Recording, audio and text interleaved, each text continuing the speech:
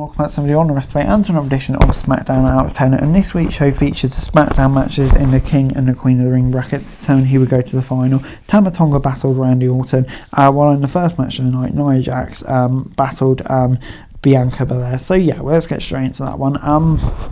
And yeah, we saw superstars arriving before, but they took in the reaction from the crowd before locking up. Jax immediately took control and began tossing the EST around the ring. This was a classic irresistible forward versus a movable object match.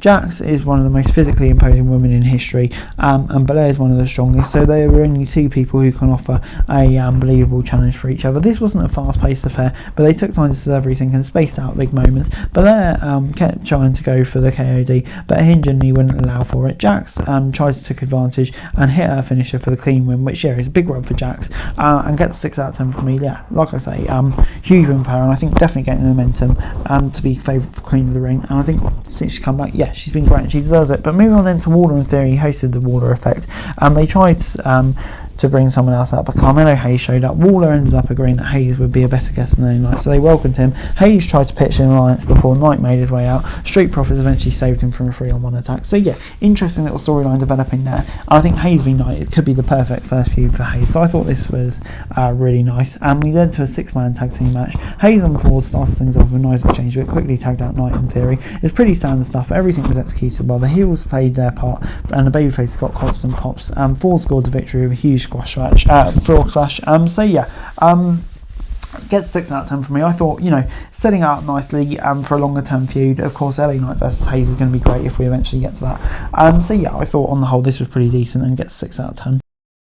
Cody Rhodes and Logan Paul then had a final confrontation. The ref found a brass knucks in Paul's pockets and he claimed not to have any. So yeah, it's very clear that's going to come into it at the weekend. And surprisingly, before we got Bayley taking on Chelsea Green in a non-title bout, Green took almost control immediately and showed a lot more aggression than usual. She dominated the champ until the break.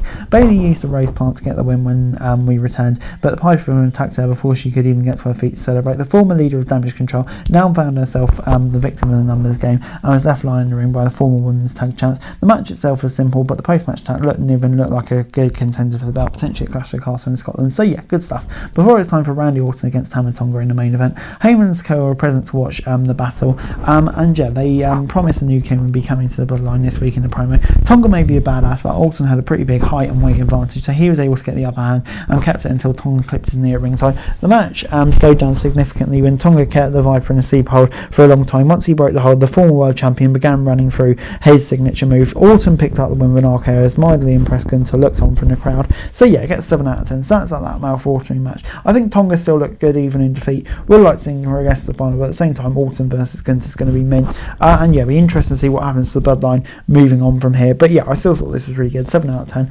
And yeah, I thought this week's SmackDown, of course, only featured 4 matches, but I think all 4 were good. And yeah, nothing really stood out. But I think it was an average show. Went surprisingly quick for such a promo-heavy episode. But I think what we did do built nicely towards the pay-per-view this weekend, which is obviously the main event, and yeah, very much looking forward to it. 6 out of 10. So that's it for this video. Thanks very much for watching. Remember to like, share, subscribe, follow us on our socials, link in the description below for daily wrestling news, meme and content. Subscribe to our other channels on screen right now, that'd be greatly appreciated. Thanks very much for watching. Peace out.